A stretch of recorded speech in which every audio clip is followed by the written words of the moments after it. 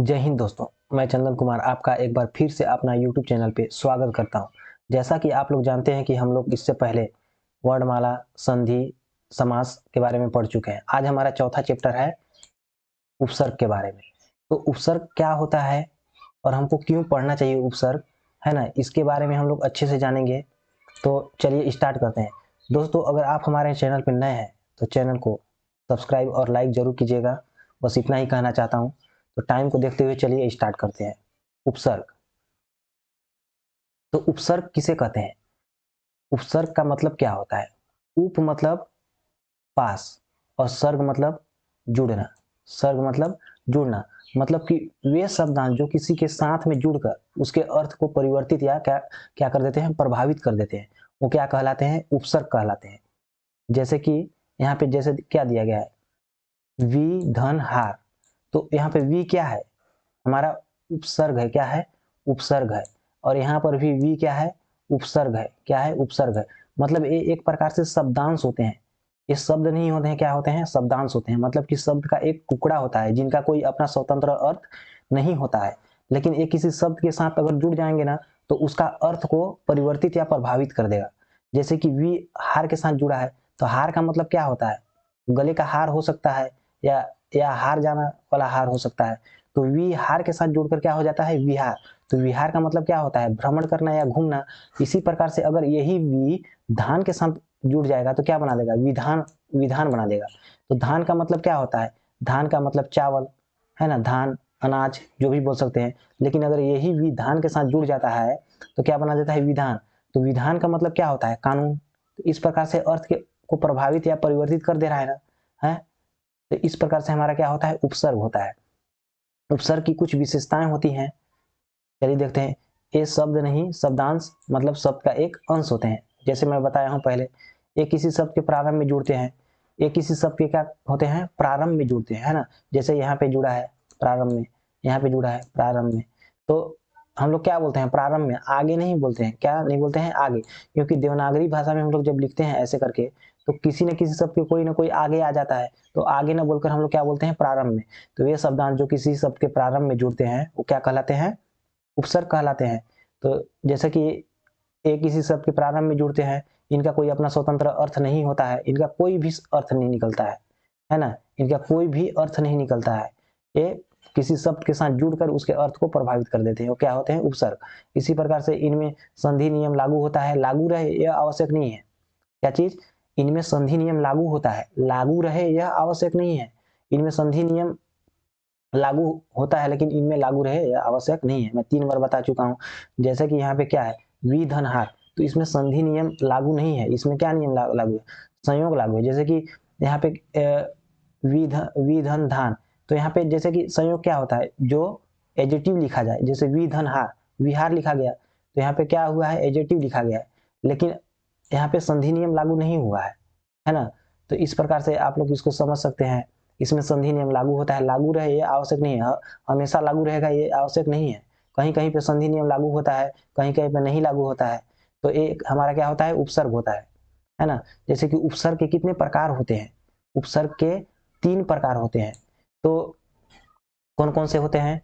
तत्सम शब्द या संस्कृत भाषा के उपसर्ग, तद्भव या हिंदी भाषा के उपसर्ग, विदेशी भाषा के उपसर्ग। तो हमारे कौन कौन से होते हैं? संस्कृत, हिंदी और विदेशी भाषा के उपसर्ग होते हैं। तो इसको भी हम लोग बांट के पढ़ेंगे। तो तत्सम या संस्कृत भाषा के उपसर्ग कौन से होते हैं, ये भी एग्जाम में पूछा जाता है। अगर ऑप्शन में दे दिया रहे कि कौन कौन से संस्कृत भाषा के उपसर्ग है, उसको पहचानना है तो उसको राइट टिक मारना है। तो चलिए संस्कृत भाषा के उपसर्ग के बारे में जानेंगे। तो संस्कृत भाषा के उपसर्ग जो होते हैं इनकी संख्या निश्चित होती है। कितनी होती है इनकी संख्या? 22 होती है। इसको याद रखिएगा। तो अगर इन 22 को आप लोग ध्यान में रखते हैं, अच्छे से याद रखते हैं, तो कहीं भी एग्जाम में पूछा जाए ना तो उसको आप लोग आसानी से पहचान सकते हैं कि इसमें उपसर्ग क्या हो सकता है। इसी प्रकार से हिंदी के बारे में भी देखेंगे। इसी प्रकार से विदेशी भाषा के उपसर्ग कौन कौन होते हैं उसको भी देखेंगे। तो सबसे पहले हम लोग देखते हैं संस्कृत भाषा के उपसर्ग। तो संस्कृत भाषा के उपसर्ग क्या होते हैं? तो इनकी संख्या 22 होती है। ये निश्चित होती है, इनकी संख्या 22 ही होती है ना। तो कौन कौन से 22 होते हैं? जैसे कि अ से स्टार्ट होने वाले अति, अधि, अनु, अप, अपि, अभि, औ, आ। तो ये सब क्या होते हैं? उपसर्ग होते हैं। किसके? संस्कृत भाषा के उपसर्ग ये होते हैं। अति, अधि, अनु, अब, अपि, अभि, औ, आओ, आ, है ना। तो इस प्रकार से कितने हो गए, ये 8 हो गए अ वाले। और प वाले प्रति, परा, परि 4 होते हैं। नीर, निस, दूर, दुस, ये कितने होते हैं, ये भी 4 होते हैं, है ना। उद, उप, सु, सम, यहाँ पे ए वाला सम लगेगा हलंत के साथ, है ना। नी, वी। तो इस प्रकार से हमारा कुल 22 उपसर्ग होते हैं। कितने, 22। तो चलिए इसका एग्जाम्पल देख लेते हैं। जैसे कि अति से कौन कौन आएगा। अति का मतलब क्या होता है, अधिक होता है। अति का अर्थ अधिक होता है, मतलब कि इसमें भी क्या आएगा, अत्यल्प। तो इसमें संधि नियम लागू है, कैसे, अति धन अल्प, अत्यल्प। तो इसमें यण संधि लागू है ना। अतिक्रमण, इसमें संधि लागू नहीं है ना। तो इस प्रकार से संधि नियम लागू रहता है, लागू रहे आवश्यक नहीं है। तो इस प्रकार से अत्यधिक, तो इसमें क्या, कौन सा उपसर्ग है, अति उपसर्ग है। इस सबको आपको पहचानना पड़ेगा और याद भी रखना पड़ेगा। और अधि से कौन कौन आएगा, अध्यक्ष, अधिधन अक्ष, अध्यक्ष, अधिनियम, अध्ययन, ये सब में क्या उपसर्ग है, अधि। से अनु, अनु का मतलब क्या होता है, पीछे या सहायक। अनुगमन, अनुमान, अन्वीक्षक, अन्वेषण, अनुधन, ऐषण, अन्वेषण, है ना। इसी प्रकार से अप का मतलब बुरा या विपरीत होता है। अपकरा, अपकीर्ति, अपयश, अपमान, अपव्यय, है ना। अपि से, अपि का मतलब भी होता है, अपितु, अपिधान, अपिहित, है ना। इसी प्रकार से हमारा अभि, अभि का मतलब और या तरफ होता है। तो इसमें क्या हो जाएगा, अभिमान, अभ्यस्त, अभिसार, अभिराज, अभिधन अस्त, अभ्यस्त। तो इसमें संधि नियम लागू है ना। तो ये सब क्या हो जाएंगे, हमारे अभी वाले शब्द। तो इसमें सब में क्या है, अभी उपसर्ग है ना। तो औ उपसर्ग वाले शब्द कौन कौन से होते हैं, अवधान, अवरोध, अवहेलना, अवकाश। अव का मतलब बुरा या विपरीत होता है। आ वाले, आ का मतलब तक, अवधान, आकंठ, आभरण, आमरण, आगमन। इस प्रकार से प्र का मतलब होता है पहले। तो प्र शब्द वाले कौन कौन से उपसर्ग होते हैं, प्रहार, प्रसार, प्रमाण, प्रयोजन, प्रकार। तो इसमें सब क्या उपसर्ग है हमारा, प्र। इसी प्रकार से प्रति, प्रति का मतलब प्रत्येक होता है, प्रतिदिन, प्रतिक्षण, प्रतिमाह, प्रतिवर्ष, है ना। इसी प्रकार से परा उपसर्ग वाले, पराजय, पराभव, परामर्श। परा का मतलब विपरीत या उल्टा होता है। इसी प्रकार से परि, परि का मतलब चारों ओर, परिधान, पर्यटन, परिधन, पर्यटन, है ना, पर्यावसान, परिधि, परिचालन। इस सब में क्या है हमारा, परि उपसर्ग है। नीर, नीर में रहित या बिना होता है। निराशा, निर्धन, निर्गुण, निराकार, है ना। इस सब में क्या है हमारा, नीर उपसर्ग है। इसी प्रकार से बड़ा नी कुछ दिया गया है यहाँ पे, नीरस, नीरव, निरंध्र, निरोग। ये संस्कृत भाषा, ये संस्कृत के शब्द होते हैं, इसलिए इसमें छोटा नीर होगा, है ना। इसमें क्या होगा, छोटा नीर होगा। कहीं भी एग्जाम में अगर बड़ा नीर नीर दिया रहेगा तो उसको आप लोग को टिक नहीं मारना है, छोटा नीर ही टिक मारना है। क्या, छोटा नीर। तो छोटा नीर ऐसे रहेगा, उसको आप लोग को ध्यान देना होगा, ऐसे करके जो भी ऑप्शन रहेगा उसको ही आपको टिक मारना है, न कि बड़ा नीर, क्योंकि ये संस्कृत के है ना, इसलिए। तो इसको भी, इस सबको भी आप लोग को याद रखिएगा। 14वां नंबर पे हमारा क्या है, निस। क्या है निस, निस का मतलब रहित या बिना होता है। तो जैसे जब निस के साथ ये सब आते हैं, जैसे कि कप, जैसे निस के साथ क या प आए तो ए वाला स रहेगा। तो यहाँ पे दिया गया है, जैसे आधा लगे लगे हो तो भी उपसर्ग निस ही होगा। जैसे कि यहाँ पे दिया गया है निष्काम, तो क के साथ आधा स लगा है ना, यहाँ पे भी क के साथ आधा स लगा है। तो एक क या प के साथ आधा स लगा हो, ठीक ना। च, छ, स के साथ आधा स लगा हो, त, थ, स के साथ ये वाला स लगा हो, और निस रहे वहां पे, तो हमारा उपसर्ग क्या होगा, ए वाला निस ही होगा।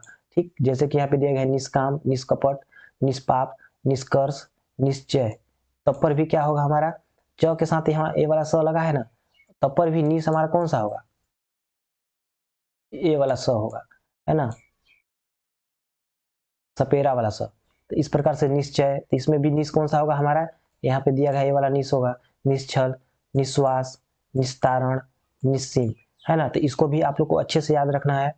15वां नंबर पे हमारा क्या है, दूर। दूर का मतलब बुरा, विपरीत या कठिन होता है। जैसे दुर्जन, दुराशा, दुरुपयोगी, उपयोग, दुर्भाग्य, है ना। तो इसमें कौन सा उपसर्ग है, दूर उपसर्ग उपसर्ग है। 16वां नंबर पे हमारा दुस है। दुस का अर्थ बुरा, विपरीत, कठिन होता है इसका भी।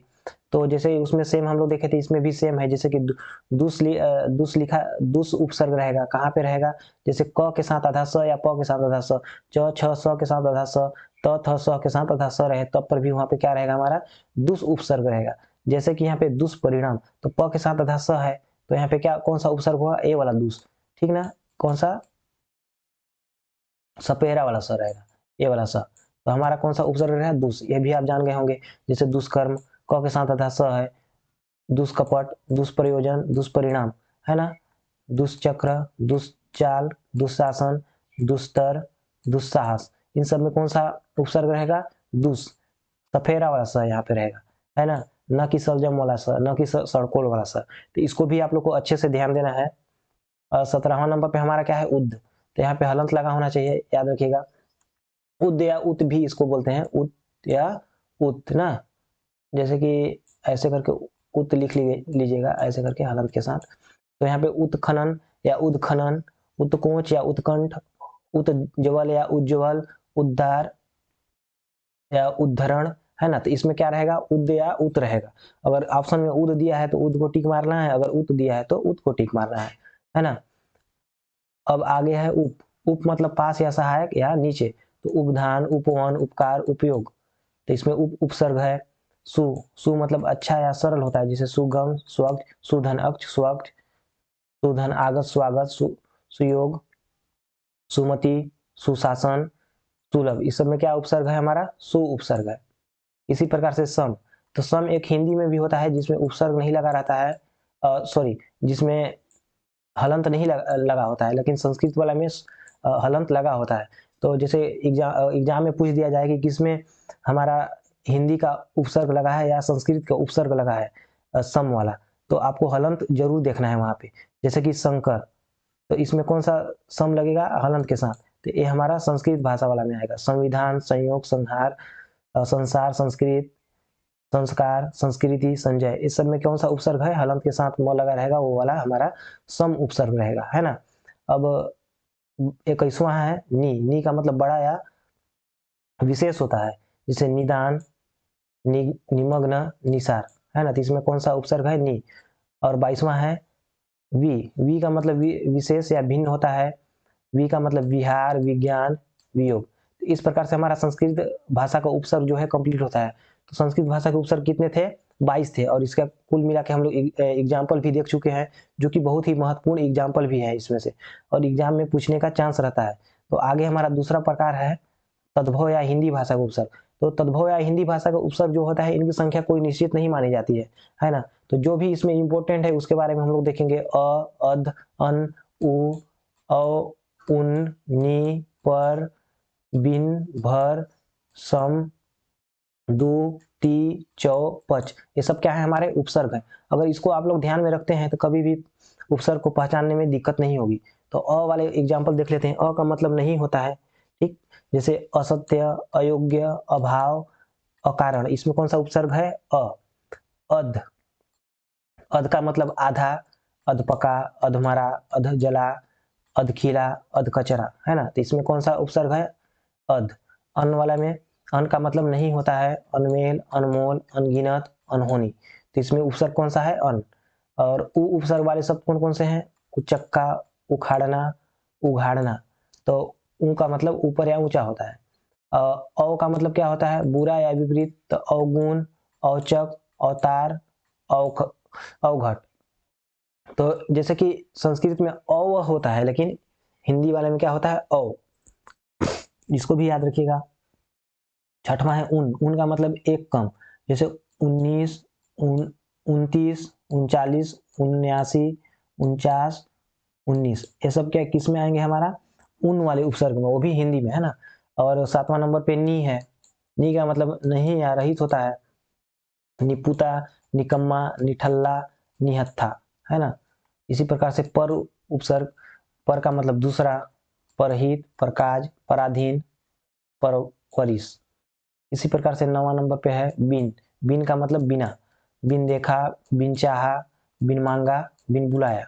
इस प्रकार से 9 तो कंप्लीट हो गया। अब 10वां नंबर पे कौन सा है, हिंदी में, भर का मतलब पूरा या भरा, भरा हुआ, जैसे भरपूर, भरपेट, भरकस, भरकम। तो एक इसमें कौन सा उपसर्ग है? भर। सम उपसर्ग अब आता है। सम का मतलब समान, है ना। जैसे यहाँ पे दिया गया है संस्कृत को, जो मैं पहले बता चुका हूँ। जैसे समदर्शी, समकोण, समबाहु, समतल, है ना। तो एक किसमें आएंगे? हमारा हिंदी वाले में। तो इसमें हलंत नहीं लगा रहेगा हिंदी वाले में, सम। तो इसमें सम उपसर्ग है ना। इसी प्रकार से 12 नंबर पे दू, दू का मतलब दो, दुनाली, दुपट्टा, दुल्हन, दुल्हनती, दुपट्टा, सॉरी यहाँ पे दुधारी है ना। तो क्या हो गया हमारा? इसमें कौन सा उपसर्ग है? दू। इसी प्रकार से ती का मतलब तीन होता है। तिराहा, तिरंगा, तिमाही, तिपाई। तो इसमें कौन सा उपसर्ग है? ती। तो यहाँ पे गलत दिया गया है, इसको सुधार लीजिएगा। यहाँ पे कौन सा ती होगा? छोटा ती होगा, ऐसे, है ना। चौ का मतलब चार होता है। चौराहा, चौपाया, चौकोर, चौगुना, चौखट, चौपाल। तो इस प्रकार से हमारा चौ उपसर्ग है इसमें। पच में, पच का मतलब क्या होता है? पांच, पचपन, पचकूटा, पचरंगा, पचमेल। ये हमारा क्या होता है? पच उपसर्ग होता है। तो इस प्रकार से हमारा हिंदी भाषा के उपसर्ग भी कंप्लीट होते हैं। और तीसरा नंबर और लास्ट है विदेशी भाषा के उपसर्ग। तो विदेशी भाषा में अरबी भाषा या फारसी भाषा के उपसर्ग आते हैं और अंग्रेजी भाषा के उपसर्ग आते हैं। तो सबसे पहले हम लोग देखते हैं अरबी या फारसी भाषा के उपसर्ग। तो इसमें कौन कौन से हैं? जैसे कि अरबी भाषा या फारसी भाषा के उपसर्ग में ब, बा, बे, बिला, बद, खुश, एन, गैर, ना, सर, हम, ही, ला, दर, कम। तो ये सब क्या है? उपसर्ग है, अरबी या फारसी भाषा के उपसर्ग। तो सबसे पहला है ब या बा का एग्जाम्पल देख लेते हैं। ब या बा का मतलब सहित होता है। जैसे बखूबी, बकौल, बाइज्जत, बादस्तूर, बाकायदा, बामुलाहिजा। बामुलाहिजा का मतलब क्या होता है? सावधान, ऐसा करके बोलते हैं ना, राजा महाराजा के दरबार में जो रहते थे, बामुलाहिजा। तो किस में आएंगे? हमारे अरबी या फारसी भाषा के उपसर्ग में। इसका उपसर्ग क्या है? बा, है ना। और इसमें ब है और इसमें बा है। इसी प्रकार से याद रखिएगा। दूसरा नंबर पे क्या है? बे। बे का मतलब सहित होता है। बेपरवाह, बेरहम, बेगुनाह, बेनाम, बेइंतहा, बेवफा, बेवजह। तो इसमें कौन सा उपसर्ग है? बे। बिला का मतलब होता है बिना, बिला कानून, बिला वजह, बिला परवाह। तो इसमें बिला उपसर्ग है। बद।